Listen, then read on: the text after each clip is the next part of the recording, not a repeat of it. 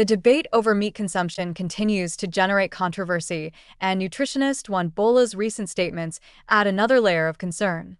While many advocate for balanced diets that include both plant-based and animal-based foods, his remarks suggest that the growing demonization of meat may be misleading and even harmful. He highlights that humans have consumed meat for millions of years, relying on it as a primary source of essential nutrients.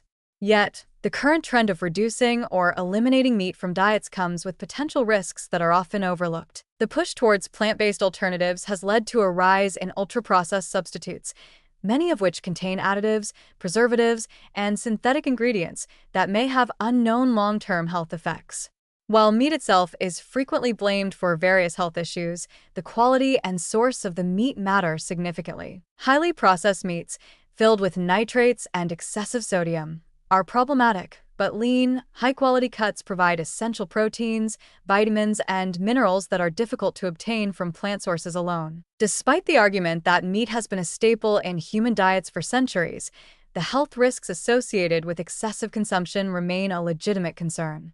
High intake of red and processed meats has been linked to cardiovascular diseases, certain cancers, and metabolic disorders. The problem is not necessarily meat itself, but the way modern diets have changed, favoring processed foods and industrially farmed products over naturally sourced, nutrient-rich options. Bola's claim that meat is being unfairly vilified does not negate the well-documented risks associated with overconsumption, particularly in diets heavy in saturated fats and cholesterol. Furthermore, the environmental and ethical concerns tied to large-scale meat production cannot be ignored, making the discussion around meat consumption far more complex than a simple nutritional argument. Another pressing issue is the lack of clear public health messaging regarding balanced consumption.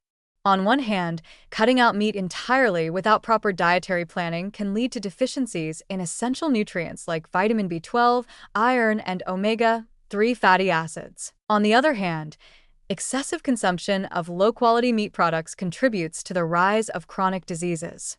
The growing availability of plant-based substitutes offers an alternative, but many of these products are highly processed, leading to new concerns about their long-term impact. The shift in dietary trends, fueled by sensationalized claims and extreme positions, creates confusion, leaving consumers uncertain about what constitutes a truly healthy diet. Bola's argument raises an important point about historical dietary patterns, but it fails to fully address the modern context in which meat consumption occurs.